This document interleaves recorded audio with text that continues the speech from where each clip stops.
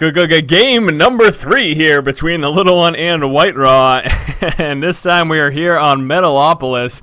We do have the little one spawning down here in the 6 o'clock position as our red Terran player, and then down over here in the 9 o'clock position is the yellow Protoss player. That was hard for me. This is going to be WhiteRa. So yes, WhiteRa versus the little one, game number 3, and WhiteRa, Terran house thus far, winning the first 2 games simply by punishing the little one for being a little bit too greedy. These quick expands in the first game, trying to go for a quick third, and last game going for that very, very fast natural expansion. WhiteRa just made him pay, plain and simple. So pretty impressive first 2 games, and once more, this is game number 3.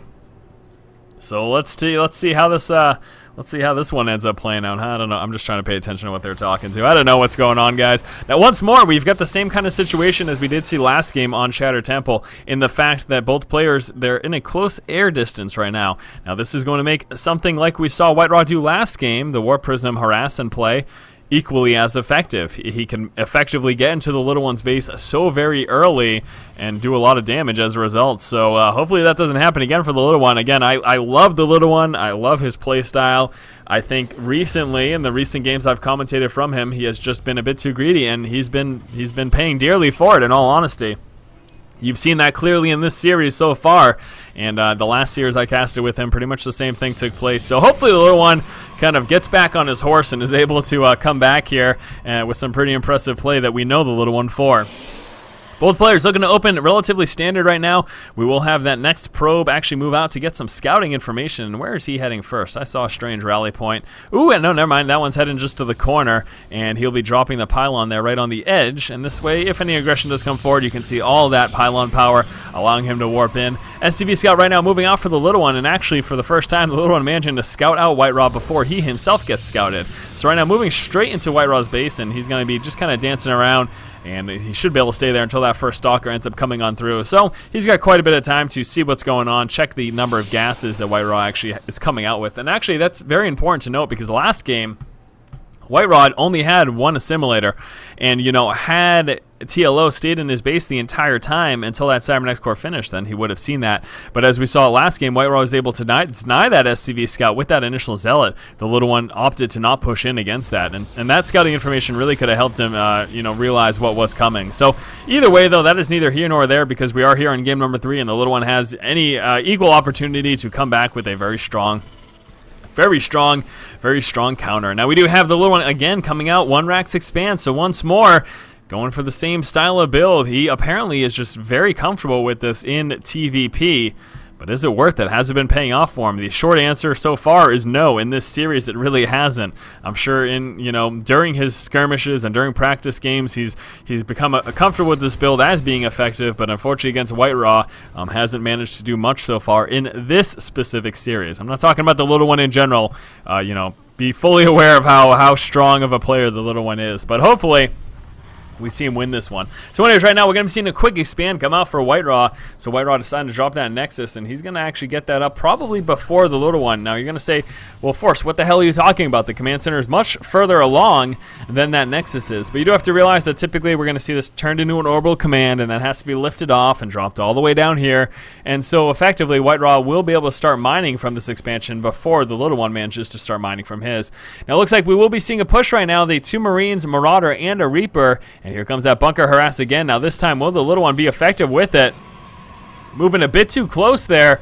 And I wonder if WhiteRa actually saw the SCV. No, never mind. The vision there are so incredibly small. Looks like he didn't manage to see it. But moving down, he should be able to spot the fact that this is happening right now. What is he doing? Please, WhiteRa, I need you to scout this out so that you can do something about it. And there we go. Pro moving down. So there is the scout, and he will be trying to prevent this bunker from going up. But right now, he lacks the forces. He's going to need a warp in or 2. Luckily, those warp gates just finishing right now. But this is going to get finished. So the little one, again, will be able to provide some pretty strong aggression here early on. So we should be seeing these guys hop right in there.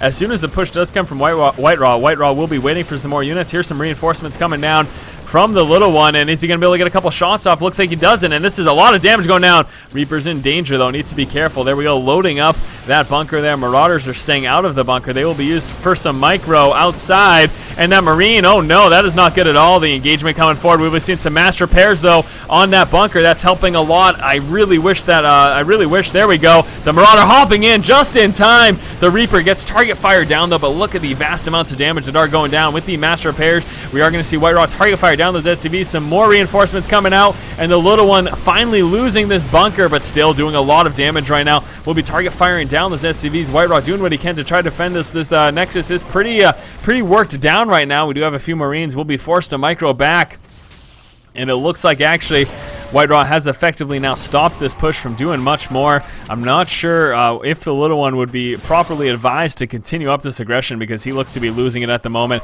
We do have concussive shell in play. However, that Marauder doesn't want to stop for fear of losing his life to those Stalkers. And unfortunately, it looks like that Marauder will get taken out and possibly even that Marine. So what's going to happen right now here? We got some high ground shooting action going on. Very nice. WhiteRa taking some unnecessary damage. Forced back that Stalker very low in health.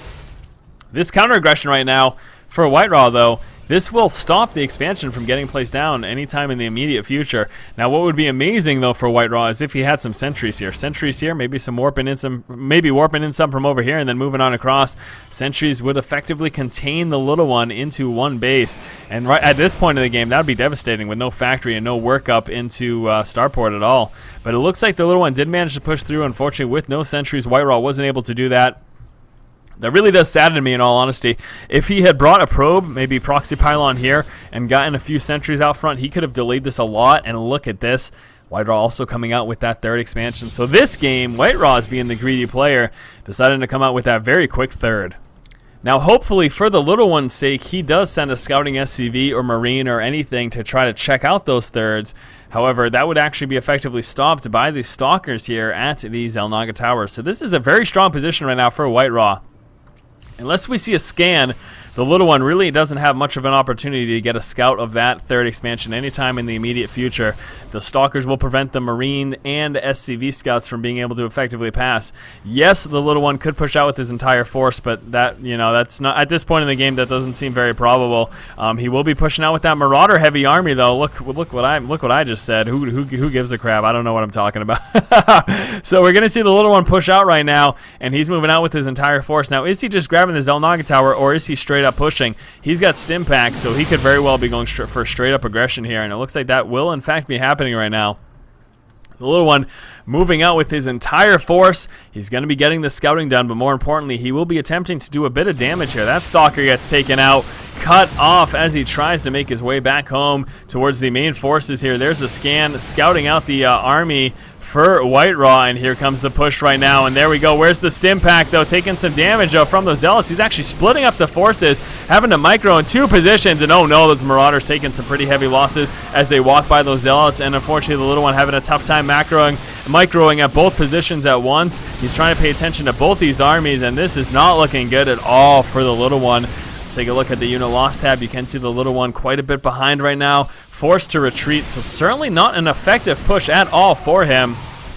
Definitely didn't work out the way he would have liked it. We do have some reinforcements, though, helping out quite a bit right now as units are streaming in here for WhiteRa. And those Marauders, as you can see, target firing down those Stalkers so very quick. Now, did the little one actually scout out that third when he managed to push up? Looks like he did. But, you know, that scout resulted in him losing his entire force that he pushed with, so that is certainly pretty devastating. He still doesn't have that transition into the later game composition. No factory yet, not going to be working up into those medevacs anytime soon, and that's a problem. He's got 5 harvesters, the little one, with 5 harvesters on their refinery. That's a glaring oversight there by him, and hopefully that's something that gets remedied sometime soon. Very shocked. He's actually only got 2 guys on that refinery and 5 on that one. Oh no. Oh no, the little one. Oh no, oh no, oh no. And at the same time, here we go, Zealot Bomb moving across the map. We do have a small force for the little one, trying to work on the forces over here. He hasn't really done any damage to this third, and it doesn't look like he's going to anytime soon. Zealot Bomb starting to work right now on the resources. Actually, they are firstly chasing down those Marines. Hopefully we see him turn around and trying to micro away and do as much damage as possible. The little one doing what he can over here to try to do some damage to the forces of WhiteRa, but WhiteRa having enough to force it back. Some reinforcements should allow the little one to push back, but look at all these forces right now getting warped in. How many workers have been killed so far? 12 workers have been killed. WhiteRa going to town here and doing a lot of damage to the little one's economy, and force field in the ramp, preventing him from getting in. Without medevacs, there's really nothing that the little one can do about that. However, it looks like the sentries are now gone. This sentry could push forward, drop a force field as well, allowing those zealots to continue to do work here, and this is a very bad position for the little one. And the little one again, oh my gosh, losing this game. There's really I do not think that there's any way he can come back from this. This is not looking good at all for the little one. Again, the income for WhiteRa, fantastic. The income for the little one, terrible. Third game in the row, WhiteRa just managing to punish the little one, hurt his economy so very bad, and looks like that's going to be it for the little one in this series. For the third time in the row, we saw WhiteRa open up with 1 Rax into expand, going with the 2 Marine, Marauder, and Reaper opening. We did see WhiteRa open up with 1 gate into expand as well. The little one was able to get up a bunker outside of WhiteRa's quick expansion, which allowed him to do quite a bit of damage to the Nexus. WhiteRa then mounted up his forces and pushed out once he was able to lay down that Guardian Shield and felt like he could overwhelm this early bunker. However, we did see the little one pull down with some reinforcement SCVs, allowing him to get some mass repairs as well as some reinforcement units. The WhiteRa was able to eventually overwhelm this, however, and force the little one back.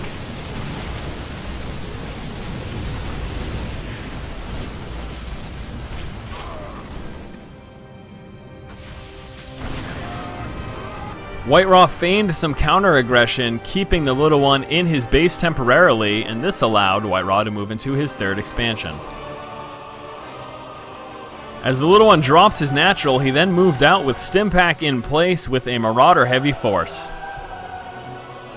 During the push, the little one split up his forces, which unfortunately led to a little bit of missed micro as he took some extra unnecessary damage to his Marauders, and partially because of this, he ended up not doing as much damage with the push. WhiteRa was able to effectively hold off this aggression, and then at the same time, Warp Prism dropped into the little one's main. With this Warp Prism harass, WhiteRa was able to set the little one's economy so far behind and once more lead to his demise. So there you go, guys. WhiteRa taking a clean sweep here, knocking the little one out 3 games to 0. Hopefully you guys did enjoy this series. If you're fans of WhiteRa, I'm sure you did. If you're little one fans, really sorry. I was hoping for the little one to make a little bit of a comeback myself, but didn't end up working out that way. As always, guys, if you like the content, please subscribe. Stay tuned for some more StarCraft 2 commentary, as well as some future updates for the Diablo 3 beta, and very shortly we should be getting underway to produce some solid D3 content. Thank you so much for watching, guys, and as always, keep watching and keep owning.